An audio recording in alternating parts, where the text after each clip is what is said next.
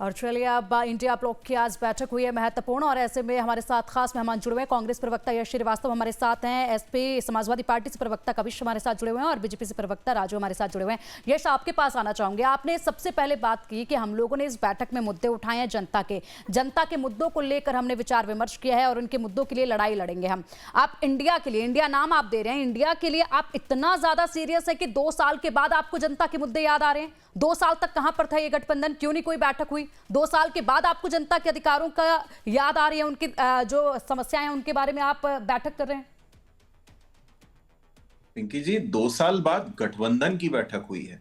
क्या पिछले 2 साल में कांग्रेस ने या दूसरे विपक्षी दलों ने किसी भी अन्याय के आपने खिलाफ शुरुआत में आवाज क्या नहीं कहा? उठाई? मुझे बताइए। आपने शुरुआत में क्या कहा? तो इंडिया की बैठक, ये इंडिया की बैठक, ये जनता के हक के लिए बैठक, उन्हीं मुद्दों पर हमने चर्चा की। तो 2 साल तक कहां थे? बिल्कुल, मैं वही आपको बता रहा हूं। हर दल जो इसमें शामिल है वो अपने अपने स्तर पर अपनी अपनी जगह अपना काम कर रहा है।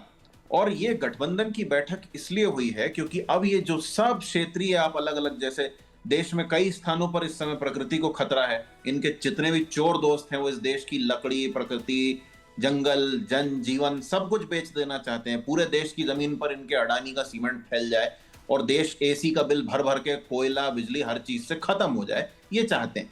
तो इस सब जो क्षेत्रीय सब तमाम जगह जगह पर विरोध हो रहा है, कहीं पर टूट रहे हैं पुल, उनके खिलाफ भी विरोध हो रहा है, भ्रष्ट ठेकेदार के खिलाफ भी हो रहा है, महिलाओं के ऊपर जो अत्याचार बढ़ता जा रहा है उसके खिलाफ भी जगह जगह पर हो रहा है। हम उसको भी इंटीग्रेट कर रहे हैं। इसको आप ऐसे मत देखिए हम 2 साल से कुछ नहीं कर रहे थे। मैं दावे से कह सकता हूं कि हर इंडिया गठबंधन का हर दल कहीं ना कहीं किसी ना किसी विरोध के लिए पुलिस की लाठी खाता रहा। 2 साल में कुछ ना कुछ होता रहा।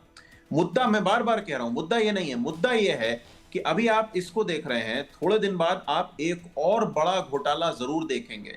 अभी E85 लॉन्च हुआ है। 37 से 42 रुपए लीटर के लगभग आमतौर पर एथेनॉल बनाने की कॉस्ट आती है। लेकिन E85 यानी पेट्रोल में 85% एथेनॉल हमें सिर्फ 20 रुपए के डिस्काउंट पे देकर नितिन गडकरी एहसान बता रहे हैं। देश की करोड़ों गाड़ियां ठप हो जाए, बर्बाद हो जाए, जंग लग जाए, लेकिन नितिन गडकरी के बच्चों का बिजनेस बढ़िया चलता रहना चाहिए। और अभी वो डीजल में भी मिलावट की तैयारी में। ये आपका, मेरा, दीपक जी का, सबका पैसा जा रहा है। इसमें आयंगार जी को कितना फर्क पड़ता है मुझे नहीं पता। तो हमें ये फालतू की जो तुकबंदी यहाँ पे हो रही है ना कि राहुल जी तो ऐसा कर रहे हैं, इनको बताइए, सिर पे सींग पहन कर ढोल नहीं बजाया राहुल जी ने, अच्छा है ना? ठीक है। और यश जी, अंडरग्राउंड यश जी, में, अंडर वाटर में एस्ट्रोनॉट का हेलमेट पहन के भी वो नहीं बैठे, फैंसी ड्रेस का रिकॉर्ड भी नहीं बनाया, मेलोडी भी उन्होंने नहीं करी। ये सब जिसने किया है उसको कुछ नहीं मालूम है कूटनीति क्या होती है।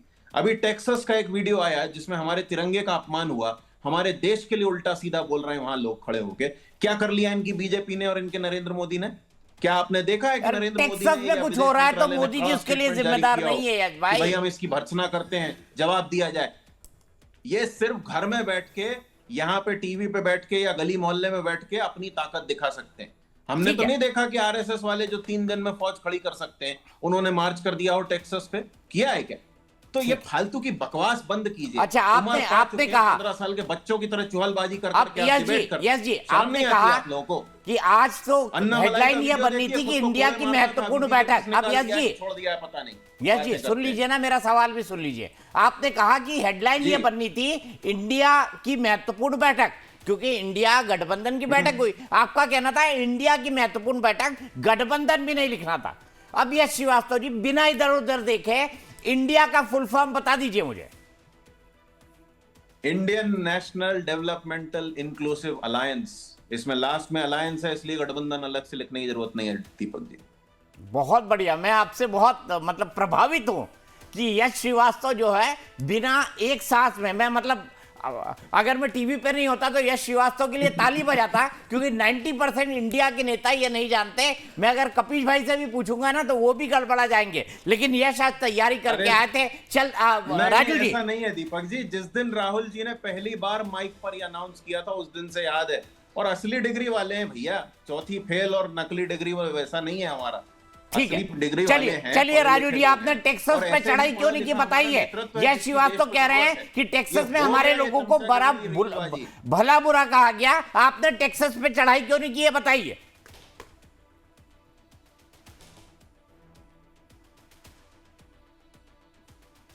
राजू जी, आपको मेरी आवाज आ रही है? जी जी आ रही है। ये कह रहे हैं आपने टेक्सास पे चढ़ाई नहीं की, वहां पे भारत को लोग बहुत भला बुरा कह रहे हैं। देखिए उसकी चढ़ाई हो रही कि नहीं, इनको अपडेट मिल जाएगी आजकल के अंदर में ही। कोई मैक्सिस तो कोई बगल में तो है नहीं जो आदमी उस पैदल बात जाके वहां विरोध करे। जो टेक्सास को नेक्सस बोल रहे हैं, सुनिए दीपक जी, जी, टेक्सास ही टेक्सास बोल को रहे हैं। नेक्सस बोल रहे हैं। उस सुनिए, बात टेक्सास को ही बोल रहा हफ्ता भर हूं। होने वाला है। सुनिए आप- यश जी, आप अपने घरों में तो सड़ी यश सड़ी जी, बात पे आप वो एक आप बाबा जो चीज खड़ा बोल रहे हैं ना, तो सुपारी announce करने आपकी के लिए। कांग्रेस हमारे अब आपको बंगाल में मालूम है ना उंगली आपको पर क्या बांधा है? हुआ बाबा कहाँ चला गया? आपको बोल के कांग्रेस के दिखाइए बारे में ट्रम्प के बंगाल का खिलाफ कुछ पता है आपको? बोल के दिखाइए ट्रम्प के मैं तो खिलाफ। बंगाल से आता हूँ, बंगाल के अरे बारे में ट्रम्प अगर को कुछ छोड़ो, बता वो चार सकते हैं बात आप जो नस्तू कि लड़के कांग्रेस की खड़े आज ये उनके दयनीय खिलाफ बोल हालत के क्यों दिखाओ हुई आप। है? मैं बोल रहा आज हूँ यहाँ। बंगाल में एक हाथ कांग्रेस में के नेता सिगरेट को और एक कटोरा हाथ में लेके हमारा मांगना तिरंगा पड़ रहा लेके वो है। नशेड़ी तो खड़ा आज लड़का, आज आप उसी दो लपाड़े गठबंधन में करेंगे बैठे वो, हैं उसके जो लिए आप ममता कुछ बोल नहीं बनर्जी पा रहे हैं। कांग्रेस को हटा के अपना बेवकूफों जैसी वजूद बातें कर रहे हैं बनाई है। बैठ के। तो आप लोग बंगाल के बारे में थोड़ा ये सा जो जानिए। किशोरपंथी है मैं ना बंगाल आपकी, से आता हूँ, इसी ने represent ले करता डूबा हूँ है इस बंगाल देश से। को। और यश आपके जी, अंदर दो मेरी बात पैसे का सुनिए, जिगरा नहीं है। सुनिए, आप इंदिरा जी मेरी बात सीताराम पूरी नहीं निक्सन सुन के रहे बाप पूरी से नहीं तरीके डरते से। थे। यश सुनिए, श्रीवास्तव टेक्निकली अगर शब्दों का आवाज अरे इस्तेमाल सुनो, ध्यान क्योंकि से खेल के लीजिए। चमचे आप रहने दो। यश श्रीवास्तव आप उसको अब ज्यादा हो रहा है। बता रहे हैं, गठबंधन में ये आपको बात कुछ नहीं मालूम है, आपको राहुल फेर जी नहीं पप्पू मालूम नहीं है, कहलाते आएंगे। पूरे आपको भारतवर्ष कुछ में। नहीं मालूम है। और कांग्रेस को तो मालूम है सब कुछ। हमें अयंगार नहीं, वो ल्यांगर है। तो आज हर जगह से नकारी क्यों जा रही है? इसका जवाब तो आप देंगे। आप पढ़े लिखे हो ना कांग्रेस जी? यस जी, आप पढ़े लिखे हो। हमने लिखा आपने था कहा तो अभी संविधान। कि मैं पढ़ा लिखा हूँ। आप पढ़े लिखे हो तो आपकी पप्पू की दुर्गति ऐसे क्यों हो रही है अबे पूरे चुप भारत कर, में? समझा तेरे आप फेफड़े- उसको अच्छा एक समझा- मिनट, एक मिनट यश प्लीज, आपसे उम्र में बहुत बड़े हैं वो, इस तरह की भाषा का इस्तेमाल नहीं यश। मैं यहीं पर रुकूंगा यश, ये बिल्कुल गलत बात है। मैं आपको समझदार प्रवक्ताओं में से एक समझता हूं, आप किसी बड़े के साथ इस तरह की बदतमीजी करेंगे, क्या ये शोभा देता है आपको? मैं यहीं पर रुकूंगा। पश्चिम बंगाल चुनाव में करारी शिकस्त झेलने के बाद अब ममता बनर्जी की party all India Trinamool Congress गहरे संकट में घिर गई है। लगातार टीएमसी में बिखराव जारी है। अब टीएमसी के कद्दावर नेता और राज्यसभा सांसद शुभेंदु शेखर रॉय ने राज्यसभा से इस्तीफा दे दिया है। मुसीबतें यही खत्म नहीं होती। सियासी गलियारों में चर्चा जोरों पर है कि ग्लैमर वर्ल्ड से राजनीति का रुख करने वाली टीएमसी की एक और राज्यसभा सांसद कोयल मल्लिक भी इस्तीफा दे सकती हैं। तो ममता बनर्जी के कुनबे से एक हफ्ते के भीतर यह दूसरा बड़ा विकेट गिरेगा। ऐसे इस्तीफे की चर्चाओं ने टीएमसी के भीतर हड़कंप मचा दिया है, लेकिन कहानी सिर्फ इतनी नहीं है। दिल्ली से लेकर कोलकाता तक सुगबुगाहट तेज है। अभी और टीएमसी में एक बड़ी टूट होने जा रही है। दरअसल टीएमसी के 11 सांसदों की दिल्ली में बैठक चल रही है। तो वहीं सुखेंदु शेखर रॉय इस्तीफे को लेकर ऋतुव्रत बनर्जी को का कहना है कि मैं सुखेंदु शेखर रॉय की बात से सहमत हूं, मैंने भी वही परेशानियां झेली हैं। ये सिर्फ शुभेंदुदा का बात नहीं है, मैं शुभेंदुदा से बात नहीं हुआ मेरा, मगर टीवी में शुभेंदुदा का जो बयान है, मैं ये बयान देखा हूँ, सुना हूँ। शुभेंदुदा का जो उन्होंने बोले हैं, मैं मेजॉरिटी जगह में उनके साथ एकमत हूँ। और खास करके जहां तक पार्लियामेंट का अपर हाउस का फंक्शनिंग था, शुभेंदुदा जो बोले हैं वो एकदम सही है। पार्लियामेंट क्विज करने का जगह नहीं है। क्विज मास्टरी करने का अलग सा जगह है, स्टूडियो है।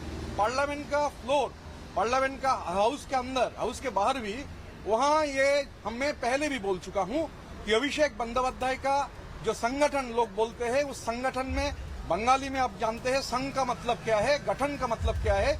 उसमें संघ है मगर गठन नहीं है। और जहां तक पार्लियामेंट का सवाल है, पिछले 15 महीना 2024 का दिसंबर से 2026 का मार्च का अंत तक शुभेंदुदा जो बोल रहे हैं, मैं भी वो चीज भुगत के आया हूं। पिछले एक साल में पार्लियामेंट के अंदर जितना बहस हुआ था, मैं उससे बाकी लोगों से ज्यादा बहस में भाग लिया। क्या परफॉर्मेंस है ये तो पब्लिक है, मगर फिर भी मैं भी लास्ट रो में बैठता था। ठीक है, खैर मैं लास्ट रो में बैठता तो आरटीआई एक्टिविस्ट, बाकी कुछ और लोग, सामने सीट उन लोगों को मिला था, क्योंकि ये क्विज मास्टर का प्रेरोगेटिव है कौन किधर बैठेगा। मगर हालात ऐसा चल रहा है कि क्विज मास्टर को शायद 2029 में मौका ही नहीं मिलेगा पार्लियामेंट में जाकर ये क्लाउनगिरी करने का। टीएमसी के भीतर तानाशाही का माहौल है। चुनाव में जनता ने इन्हें नकार दिया और अब इनके अपने सांसद ही ममता बनर्जी का साथ छोड़ रहे हैं। यह तो बस शुरुआत है, लेकिन सबसे बड़ा दावा लोकसभा को लेकर किया जा रहा है। सूत्रों के मुताबिक संसद के दोनों सदनों में टीएमसी के सांसदों के टूटने की पटकथा लिखी जा चुकी है। दावा तो यहां तक किया जा रहा है कि अगले हफ्ते ममता बनर्जी के लोकसभा सांसदों का एक बड़ा धड़ बगावत कर सकता है। अगर यह दावा सच साबित हुआ तो दिल्ली से लेकर कलकत्ता तक टीएमसी का वजूद खतरे में पड़ जाएगा। इतना ही नहीं, वहीं दूसरी तरफ पश्चिम बंगाल एसटीएफ ने फाल्टा से चुनाव लड़ने वाले टीएमसी नेता जहांगीर खान को गिरफ्तार किया है। फाल्टा चुनाव में हिंसा के आरोपी जहांगीर खान लंबे समय से लापता थे। बता दें कि विधानसभा चुनाव के दौरान हिंसा के चलते फाल्टा में मतदान रोक दिया गया था और फिर से वहां चुनाव कराया गया था। चुनाव के दौरान उसने पुलिस अधिकारी को पुष्पा झुकेगा नहीं कहकर चुनौती दी थी। 21 मई को इस सीट पर दोबारा से चुनाव हुआ था। मतदान से पहले ही जहांगीर खान ने अपना नाम वापस ले लिया था। हालांकि जहांगीर ने यह साफ नहीं किया था कि इस फैसले के पीछे पार्टी नेता अभिषेक बैनर्जी या तृणमूल के शीर्ष नेतृत्व का कोई निर्देश है या नहीं। इतना ही नहीं, भारत नेपाल सीमा पर जहांगीर खान के पार्टी कार्यालय में तोड़फोड़ की गई है। जहांगीर खान की गिरफ्तारी को लेकर फाल्टा में बीजेपी कार्यकर्ताओं ने जश्न मनाया और मिठाइयां बांटी हैं।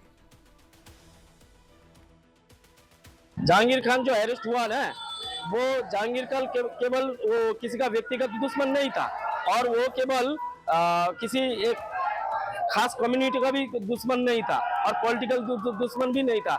उसका क्राइम जितना बढ़ गया था, इसलिए वो पूरा समाज का दुश्मन बन गया था। अभी पूरा समाज उसका आनंद ले रहा है। बच्चा बूढ़ा, वो हर इंसान, बच्चा बूढ़ा नारी पुरुष सब मिलके इसका आनंद ले रहा है। बंगाल की राजनीति इस वक्त एक बेहद नाजुक मोड़ पर खड़ी है। 17 राज्यसभा सीटों वाले इस राज्य में टीएमसी के पास भले ही अभी बहुमत हो, लेकिन सांसदों का ये बिखराव ममता बनर्जी के लिए खतरे की घंटी है। क्या ममता बनर्जी इस बगावत को रोक पाएंगी या फिर टीएमसी ताश के पत्तों की तरह बिखर जाएगी? अब सबसे बड़ा सवाल तो विधानसभा में विधायक तो टूट ही गए हैं। अब यहाँ पर क्या हुआ है ये मैं आपको बताता हूँ सांसदों को लेकर, क्योंकि विधायक तो टूट चुके हैं। काकोली घोष दस्तीदार ने बताया कि टीएमसी के करीब 20 सांसदों ने भाजपा के नेतृत्व वाले एनडीए को समर्थन देने का फैसला किया है। काकोली घोष दस्तीदार वही नेता हैं जिन्होंने खास तौर पर आरजी कार मेडिकल कॉलेज में जो रेप हुआ था और जो वहां पर जिस लड़की का जान गई थी, एक तरह से कहें उसकी हत्या हुई थी तो गलत नहीं होगा, उस पर मतभेदों के चलते अपनी पार्टी से हाल ही में नाता तोड़ लिया था और वो शुभेंदु अधिकारी की एक बैठक के अंदर भी शामिल हुई थी। इसी पर बात करने के लिए मेरे साथ बीजेपी के प्रवक्ता राजू लियांगार साहब मौजूद हैं और साथ ही साथ मोहम्मद एहतशामुल हक साहब हैं जो कि नेता हैं तृणमूल कांग्रेस के। तो भाई आपके सांसद भी टूट रहे हैं मोहम्मद एहतशामुल भाई। 29 थे आपके, 28 हो गए क्योंकि हाईकोर्ट में एक जो है वो मामला अभी भी पेंडिंग है और शायद एक की डेथ हो गई, तो टोटल 27 है। और काकोली घोष ये कह रही है कि 20 सांसद टूट गए लोकसभा के। दीपक जी, आज सूत्रों के हवाले से खबर आ रही है कि आज 21 सांसद जो है राज्यसभा और लोकसभा का मिलाकर करके समझ लिया हस्ताक्षर किए हैं। और ये जो मीटिंग हुई है केंद्रीय मंत्री भूपेंद्र यादव के घर पे हुई है, तो तमाम सांसदों ने हमारे समझ लिए कि विद्रोह पर उतर आए हैं। कहीं न कहीं हमारी नेत्री ममता बनर्जी से और अभिषेक बनर्जी से बहुत नाराज। जो आपने पश्चिम बंगाल में देखा कि हमारे 80 में से समझ लिया 58 से 60 विधायक ऑलरेडी वो अपोजिशन में समझ लिया उन्हें अपना एक तृणमूल बना लिया। तो ये कहीं न कहीं सिर्फ एक भूल के वजह करके आज पार्टी में समझ लिए जिस हिसाब से आप कह रहे थे कि पत्तों की तरह, ताश के पत्तों की तरह बिखराव दिख रही है, बिल्कुल सही है।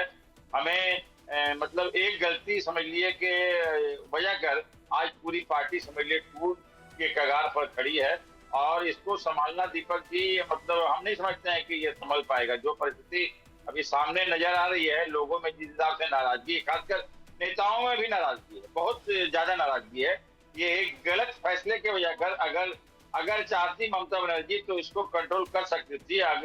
सिर्फ इस वजह करके कि अभिषेक बनर्जी जी ऑल इंडिया तृणमूल कांग्रेस के जनरल सेक्रेटरी है, उन्हीं के वजह करके आज पार्टी समझ लिए पूरी टूट गई है। और दोबारा मैं आपको स्पष्ट कर दूं कि 2 दिन पहले फिर नई कमेटी का गठन हुआ जिसमें फिर से हम समझते हैं कि ये फिर एक बार गलती की है ममता बनर्जी, जो ऑल इंडिया तृणमूल कांग्रेस के फिर से जनरल सेक्रेटरी फिर उनका नाम का समझ लिए चयन किया है। और ये बहुत समझ लिए कि कहीं न कहीं बहुत बड़ी ये गलती है और जिसका समझ लिए कि आज जो परिस्थिति पूरे लोग देखने को मिल रही है। दीपक जी, ठीक है, आप मुझे बताइए, आप बड़े अच्छे से सूत्रों के हिसाब से जानकारी देते हैं तशम्मुल भाई, मतलब पार्टी के फेवर में भी आप उसी तरह बोलते हैं और पार्टी के खिलाफ कोई बात जारी हो वो भी उसी तरह बोलते हैं। आपने कहा कई सारे नेता नाराज हैं, खासतौर से अभिषेक बैनर्जी से नाराज हैं, तो मोहम्मद एहतशामुल हक भी नाराज है। आपको भी बुरा लगता है कि अभिषेक बैनर्जी को फिर से जनरल सेक्रेटरी बना दिया गया? बिल्कुल, मैंने तो ये बात साफ लफ्जों में आपको अभी कहा कि दोबारा जो उनका नाम आया, इससे मेरी काफी नाराजगी है। इसलिए कि अगर एक आदमी का अगर पूरी पार्टी अगर टूट जाती है तो पहले वो, चाहे वो मेरा रिश्तेदार हो चाहे वो कोई हो, पहले मैं इसको साइड करूंगा और मैं पहले पार्टी बचाऊंगा। एक गाज होता है, गाज में कई सारी डाल होती है, तो एक डाल अगर नहीं रहे तो कोई फर्क नहीं पड़ता। बाकी तो मेरे पास 50 डाल है, तो ये कहीं न कहीं नादानी है, ये कहीं न कहीं गलती है। और वक्त जब हम समझते हैं कि खराब आता है तो साया भी साथ छोड़ देता है, दिमाग भी लगता है। उस हिसाब से जिस हिसाब से काम करना चाहिए, रणनीति के तहत, मशवरा के तहत, लोगों से मिलने के से एक दूसरे से क्या होता है कि मतलब आपका मैसेज और मेरे मैसेज में दोनों का चयन करने के बाद में एक नतीजा निकलता है। लेकिन बगैर डिसीजन का ये कहीं न कहीं समझ लिया ये पार्टी को नुकसान जो आपके सामने दिख रही है और जिसका जीता जागता सबूत अब यह 1 महीना 2-3 दिन हुआ है और ये परिस्थिति है। दीपक जी, तो आपने खुद कहा कि एहतशामुल भाई भी नाराज हैं। अब मैं राजू भाई क्या इनसे सवाल पूछूं, ये खुद कह रहे हैं, ये खुद नाराज है कि अभिषेक बैनर्जी को फिर से जनरल सेक्रेटरी बना दिया गया है। तो अब एहतशामुल भाई आप बोलिए, राजू भाई से ले लें आपको, भारतीय जनता पार्टी का भी तो अल्पसंख्यक मोर्चा है, चले जाइए इनके साथ। हक साहब से मैं सहमत हूँ, हक साहब सही बोल रहे हैं, लेकिन हक साहब ये आवाज आपको लेकिन कुछ समय पहले उठानी चाहिए थी। अगर अभिषेक तो आज से तो जीएस था नहीं, आप तो पहले से जीएस थे, तो आप आज आवाज उठा रहे हैं। ये अगर शायद साल भर पहले उठाते तो आपकी तृणमूल कांग्रेस बच जाती, मेरे ख्याल से। ये मेरा अपना ओपिनियन है, मैं आप लोग के मसले पे झगड़े पे नहीं जा रहा हूँ। लेकिन अभिषेक की बात जब आपने उठाई तो मैं बंगाल से ही हूँ, तो अभिषेक को तो मैं देख ही रहा हूँ, कितने सालों से देख रहा हूँ। तो जीएस अगर थे तो विरोध पहले आप लोगों को करना चाहिए था। ये मेरा अपना पर्सनल ओपिनियन है, बाकी मैं आप लोग के अंदरूनी लड़ाई में नहीं जा रहा हूँ। ठीक है, आप अब राजू हक साहब कुछ कहना चाहते हैं। अब ये बात तो सही है ना, ये अभिषेक बैनर्जी जनरल सेक्रेटरी कितने साल से हैं? 7-8 साल से तो है ही। क्यों राजू भाई, 7-8 साल तो है ही। अब आज तक आप लोग इसलिए नहीं बोले क्योंकि ममता बनर्जी मुख्यमंत्री थी, अभिषेक बनर्जी जनरल सेक्रेटरी थे और सब कुछ उन्हीं की चलती थी और सत्ता की मलाई हक साहब आपको भी खाने को मिलती थी। तो जब तक सत्ता की मलाई मिल रही थी ठीक है, जिस दिन हार गए उस दिन मामला गड़बड़ा गया, आपको भी अभिषेक बनर्जी बुरे लगने लगे। अरे इतने फिट रहते हैं, इतनी सफेद शर्ट पहनते हैं, इतना ट्रेडमिल करते हैं, इतना बड़े बड़े घर हैं, ऐसे आदमी आपको बुरे क्यों लग रहे हैं हक साहब, बताइए। देखिए, सबसे बड़ी बात है दीपक जी, कहीं न कहीं वो एक युवा है, लेकिन उनके अंदर में जितने पुराने नेता है, आज समझ लिए कि कोई भी बड़े अपने नेताओं से मिलने कर अगर अब तक तो संतुष्टि मिलती है, लेकिन इनसे अपॉइंटमेंट लेना बहुत मुश्किल हो जाता था। और जो अभी 2026 में जो इलेक्शन हुआ, सबसे बड़ी भूल हुई कि 70 सीटिंग एमएलए को इन्होंने समझिए बात दे दिया गया और नया 100 से ऊपर नया कैंडिडेट को दिया गया। तो ये कहीं न कहीं उसका बहुत बड़ा ब्लेंडर मिस्टेक की वजह कर आज परिस्थिति ये हुई है। तो उसमें क्या है कि उसमें किसी का चलता नहीं है, सिर्फ और सिर्फ अभिषेक बनर्जी का चलता है। और आई पैक जो है दीपक जी, सारी पार्टी को पैक कर दिया। आई पैक एक ऐसा समझ लिए कि रणनीति सलाहकार ऐसा सलाह दिया कि हमारी पूरी पार्टी को समझ लिए पैक कर दिया गया और कोई भी नेता का नहीं चलता था, सिर्फ और सिर्फ अभिषेक बनर्जी और आई पैक का जो भी सजेशन होता था उसके आधार पर, उसी के हिसाब से नेताओं का कौन जिला का सभापति होगा, कौन समझिए एमएलए होगा, कौन काउंसलर होगा, कौन एमपी होगा, इसमें किसी का कुछ नहीं है। जो भी फैसला करेगा वो आयत करेगा और अभिषेक बनर्जी करेगा, उसी का आज फलस्वरूप ये नतीजा है जो आप देश के सामने में है, पश्चिम बंगाल के सामने में है, लोगों के सामने में है। इस हिसाब से, जिस हिसाब से समझिए कि एक प्राइवेट कंपनी चलती है, उसी हिसाब से चलाया जा रहा है। तो ये देखिए, नेतागिरी में आपको जन से मिलना होगा, लोगों से मिलना होगा और उनकी दर्द क्या है, उनका पीड़ा, उनका प्रॉब्लम क्या है, उस सामने आपको आना होगा, सुनना होगा। बंद कमरे से नहीं सुना जाएगा। जो आज जो 2026 की परिस्थिति जनता ने जनादेश पश्चिम बंगाल में इसी वजह कर जो डर की परिस्थिति थी, हम लोग भी आज आपके सामने में बोल रहे हैं, उसकी वजह है हमारे जो अभी भारतीय जनता पार्टी के नेता बोल रहे थे, मैं भी उस टाइम में डरता था कि कहीं अगर मैं बोलूंगा तो मेरे साथ में ये परेशानियां होगी। आज मुझे बोलने में कोई डर नहीं है। उसकी वजह क्या है कि मैं भी स्वाधीन हूँ। मैं भी समझ लिए कि हर बात बोल, जो जबान दिल में थी अब जबान पे ला रहा हूँ, टीवी के सामने में ला रहा हूँ। इसलिए लोग को समझना चाहिए कि किसकी गलती की वजह कर आज एक गलती की वजह कर समझ लिए कितने लोगों को परेशानी झेलने पड़ती है। तो आज देखिए, आज टीएमसी का गलती की वजह कर आज सारे लोगों को प्रॉब्लम हो रही था और हमारे यहाँ बहुत दुर्नीति भी थी, बहुत लोगों के अंदर में समझ लिए भ्रष्टाचार भी था, कूट के भरा हुआ था। ये भी सारे लोग देखा है दीपक जी। तो यानी टीएमसी जीत जाती तो पुराने दिग्गज अभी भी अभिषेक बनर्जी की तानाशाही को झेलते रहते। हक साहब भी झेलते रहते हैं भाई, हक साहब भी बिल्कुल बोलते हैं, देखिए हमारी दीदी जीत गई, देखिए हमारी दीदी जीत गई, दीदी शेरनी है।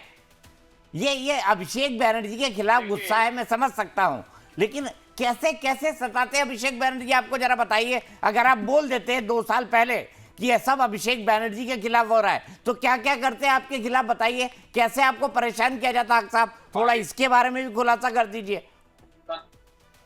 सबसे पहले पार्टी से निलंबित हो जाते, पोस्ट से निलंबित हो जाते हैं, और भी बहुत कुछ हो सकता था, और भी बहुत कुछ हो सकता। जैसे जैसे बताइए ना हमको भी थोड़ा, देश की जनता जाने तो कि अभिषेक क्या क्या करते हैं, किस तरह की तानाशाही वो करते हैं। और एक बात दीपक जी, और एक बात मैं स्पष्ट रूप से कहना चाहता हूँ, हमेशा से आपके चैनल में मैं आता हूँ और बोलता हूँ, सबसे बड़ी बात है कि पश्चिम बंगाल में खासकर मैं अल्प समुदाय से आता हूँ, अल्पसंख्यक से, हमारे माइनॉरिटी को समझिए इस्तेमाल किया गया, डर, सिर्फ डर दिखला कर रखते। जिस हिसाब से आप शोले में देखे होंगे, सो जा बच्चे नहीं तो गब्बर सिंह आ जाएंगे। माइनॉरिटी को क्या कहा जाता था कि देखो अगर हमें वोट नहीं दोगे तो बीजेपी आ जाएगा। हम लोगों को हमेशा से बीजेपी का डर दिखलाया गया, खासकर माइनॉरिटी को दिखलाया गया। इसमें कोई भी इनकार, इसमें कोई बनी बनाई बात नहीं है। ये मैं आपको स्पष्ट रूप से कहना चाहता हूँ दीपक जी, जो हम लोगों को हमेशा डर दिखलाया गया, लेकिन उसके बावजूद भी आज जो 80 सीट पे विराजमान तृणमूल कांग्रेस है, उसका सबसे बड़ा श्रेय जो है माइनॉरिटी ही का आता है। जो 80 सीट जो भी जिस जगह से चुना है, एमएलए जो बना है, वो सिर्फ और सिर्फ माइनॉरिटी के वजह करके आज ये हुआ है। लेकिन उसके बावजूद भी माइनॉरिटी को इग्नोर किया गया है, माइनॉरिटी को इस्तेमाल किया गया, माइनॉरिटी का कोई काम नहीं हुआ। ये मैं आपको स्पष्ट रूप से कहना चाहता हूँ। नहीं तो वो आपने कहा कि बीजेपी आ गई, अब बीजेपी आ गई है तो आपको डर लगता है कि बीजेपी आपको परेशान करेगी क्योंकि आप मुसलमान हैं? बिल्कुल नहीं, बिल्कुल नहीं। डरेगा वो जिसके अंदर बीजेपी से ज्यादा तो अभिषेक बनर्जी परेशान कर रहे थे। जिसके अंदर में कुछ खामी होगी, जो समझ लिए बिल्कुल साफ सुथरा, उसको डरने की क्या बात है। और देखिए बहुत अच्छे ढंग से 30 दिन से अभी 9 तारीख को शुभेंदु अधिकारी ये शपथ लिए, कोई बात नहीं है, किसी तरह कोई बात नहीं है। और जिस हिसाब से देखिए गवर्नमेंट अपने अपने हिसाब से हर को चलाने का सिस्टम होता है। हम बहुत मतलब आभार व्यक्त करते हैं जिन्होंने देखिए आज बहुत ही शांतिपूर्वक मतलब हम लोगों ने ईद उल अजहा की नमाज पढ़ी, और रेड रोड के बजाय हम लोग उससे भी बड़ा मैदान हम लोगों को समझ लिए कि कोलकाता के ऐतिहासिक ब्रिगेड परेड ग्राउंड में हम लोगों ने बकरीद का नहीं तो पहले रेड रोड पे क्यों पढ़ते थे हक साहब, ये भी बता दीजिए। पहले सड़क पे नमाज पढ़ने की क्या जिद थी ऐसी? ममता कहती थी आपको पढ़ने के लिए, नहीं तो रेड रोड पे क्यों पढ़ते थे? मैंने भी कोलकाता देखा है, बहुत घूमा है, सबसे बिजी सड़कों में से एक है, क्यों पढ़ते थे रेड रोड पे, बताइए। रेड रोड में पढ़ने का 1977 के बाद जब ज्योति बासु का सरकार आया, उससे पहले हम लोग कोलकाता के मणिमठ जो शहीद मीनार कहता है, वहां नमाज पढ़ा जाता था, तो वहां कीचड़ वगैरह हो जाया करता था। इस वजह कर ज्योति बाबू का हुकूमत ने कोलकाता के रेड रोड में, ताकि वहां पर गीला नहीं हो, कीचड़ नहीं हो, इस वजह कर वहां पर नमाज पढ़ने का किया गया था।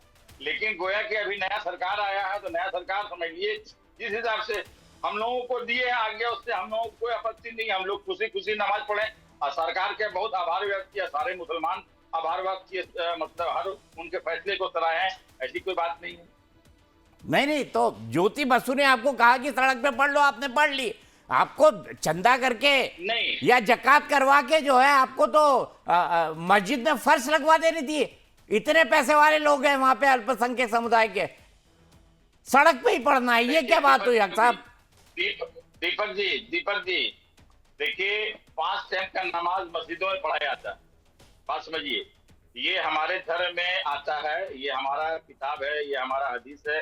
हर का पवित्र ग्रंथ है। जैसे आपका गीता है, बाइबल है, टिकटॉक है, तो मेरा पवित्र ग्रंथ कुरान है।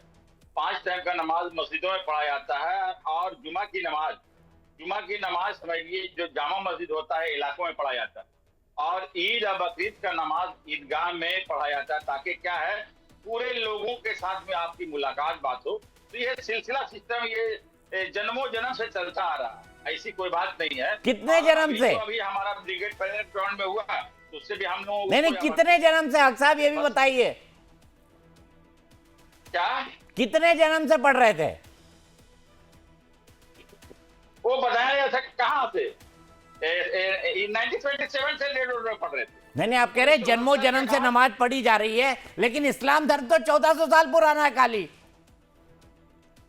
तो आप जन्मों जन्म का मतलब आप देखिए 1400 साल तो हो गया ना।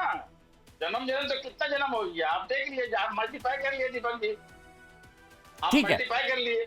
अब राजू जी मैं आपसे क्या सवाल पूछूं? सब कुछ तो हक साहब ने ही बता दिया टीएमसी के बारे में। वैसे अच्छी बात है, टीएमसी के हर प्रवक्ता को अब सूत्र पता लग गए हैं कि सूत्र के हिसाब से उनको क्या जानकारी देनी है। नहीं, हक साहब बहुत हद तक सही बात कर रहे हैं, क्योंकि देखिए बंगाल की जमीन से मैं भी जुड़ा हूं, तो जो 15 सालों का आतंक हम लोगों ने भी देखा है, तो हक साहब की बोलना बहुत कुछ तक सही है, सही बोल रहे हो। तो हक साहब जैसे लोगों को आप भारतीय जनता पार्टी में आमंत्रित करेंगे कि नहीं करेंगे? राजू भाई कर दीजिए, अच्छे हैं हक साहब। और लेकिन उसके लिए थोड़ा समय चाहिए, थोड़ा इस समय चीज के पर बाद ही हक साहब आमंत्रित की कर हंसी पाऊंगा। देखिए, जाने को बिल्कुल तैयार है। मतलब दीपक जी का बहुत बहुत धन्यवाद दीजिए। ले लीजिए राजू भाई, आप बोल तो दीजिए, बात करेंगे आप पार्टी में,